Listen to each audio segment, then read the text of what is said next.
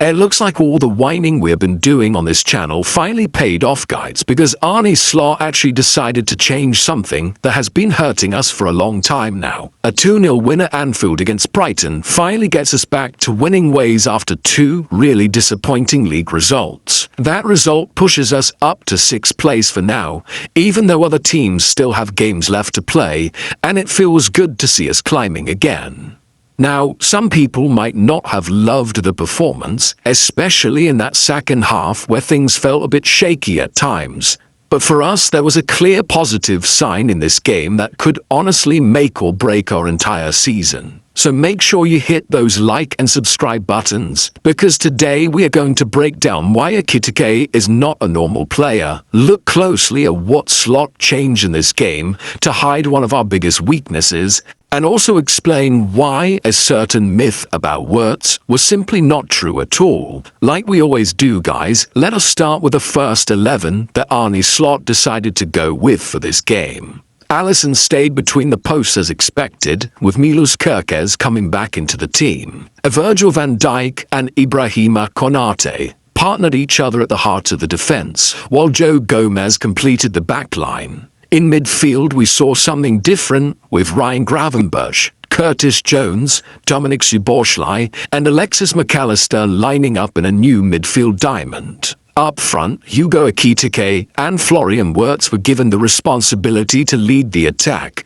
and set the tone for the game. Now, before we could even properly warm our seats, Joe Gomez did brilliantly to read the play and step in front of his man, putting the ball straight into Hugo's path. Hugo showed absolutely no mercy, calmly slotting it into the net less than a minute into the game. Then, in the second half, he came back again to head in his second goal of the night from a perfectly delivered Mo Salah corner. Now, you might be thinking we are calling Hugo not normal just because he scored 2 goals. But no, that is not the case at all. Even though he was outstanding and led almost every attack we had, that still is not the real reason behind what we are saying.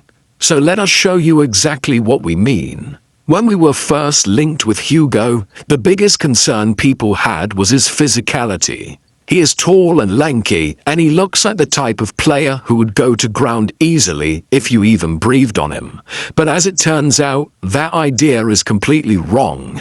In this moment, Alisson goes long with the ball. Now watch how Hugo uses his legs to generate power while keeping his marker right on his back. He stays on his toes the whole time, ready to give the pressure straight back as soon as the defender tries to lean into him. When the ball drops back down, notice how he uses his arm to fend the defender off, even managing to send him to the floor. And it does not stop there, because what comes next really shows how much of a physical freak Hugo is. In the space of less than a second, look at the explosive bursts he makes. Not once, but twice. The way he can generate that kind of pace and also change his speed so quickly is something not many players are capable of doing. So while his brace is what will grab all the headlines, we are honestly still amazed at how a lanky guy like him can be that strong at the same time. It just does not match the picture people have in their heads. And of course, Hugo did not win us this game on his own. Even though we struggled at times in the second half, there was a small tweak that Slot made which could end up solving a lot of our problems going forward. You know how we are always talking about Slot's preference to keep a +1 in the back line,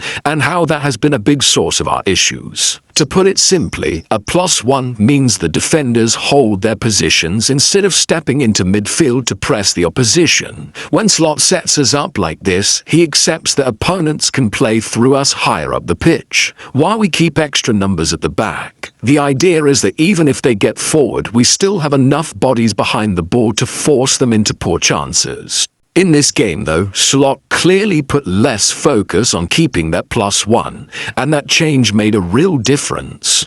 Here you can see how Jones is pinned in his position, having to cover the passing lane for the player behind him. On the other side, Gravenberch follows his man all the way into Brighton's defensive third. That movement creates a huge gap between our lines, and as you can see, their striker drops deep into that space to offer himself as a passing option. In previous games, this is exactly the kind of situation teams tried to exploit, and they would usually find the striker with a simple pass. But this is where Slot's tweak really comes into play. Instead of sticking to the idea of maintaining a +1 at the back, Konate steps forward into midfield and follows their striker all the way. By doing that, he takes away the free man and cuts off that easy option in the middle. Even later in the move, when Gravenberch is dragged wide and that central space opens up again for Brighton players to move into, you can see Konate react straight away. He jumps out to stop the overload, closes the space quickly, and once again denies them the room they were looking for. This was something we have been begging to see on this channel for a long time, because it simply allows us to be more front-footed and stops the opposition from having easy access into our areas. It gives us more control higher up the pitch and makes it harder for teams to play through us so comfortably. Now, like every tactical approach in football, this also comes with its own drawbacks. And this is where a big thanks goes to the brilliant analyst Rohit, who you can follow on X.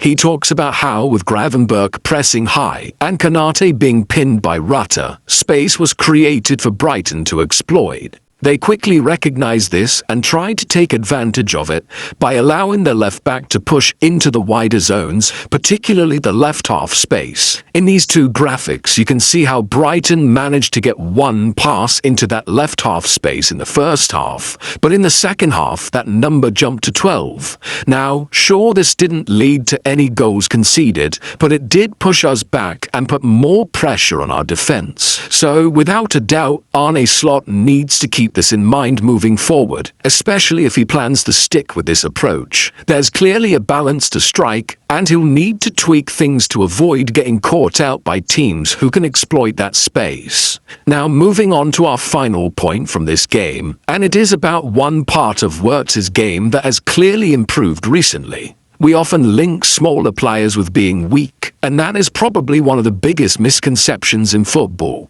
Yes, having a bigger frame can help, but being physical is not just about size. Smaller players can be just as strong in the right moments. In this match, Wirtz showed that the idea of him struggling with Premier League physicality is nothing more than a myth. In this sequence, notice how he creates separation from his marker by using his arms, which almost ends up in an assist for Hugo. You can tell there has been real work put in behind the scenes because he is dealing with physical duels much better than before. That can only help him take his game to another level in England. And in another moment, you can see him completely floor Van Hacker, a player who is almost twice as tall as him, which really sums up how far he has come in that side of his game. So to wrap things up, this game gave us a lot to talk about, and even more to feel positive about. Hugo showed us once again that he is not a normal player, not just because of the goals, but because of everything he brings to the team. Slot also showed that he is willing to tweak his ideas when things are not working, and that could be huge for us going forward. Add to that the improvements we are seeing from Wirtz, and it feels like this team is slowly starting to figure things out. Now the big question is whether we can build on this and stay consistent in the games to come. That is what will really decide how this season goes. Let us know in the comments what you thought about the performance, the tactical changes, and who stood out for you the most. If you enjoyed the video, make sure to like, subscribe, and we will catch you guys in the next one.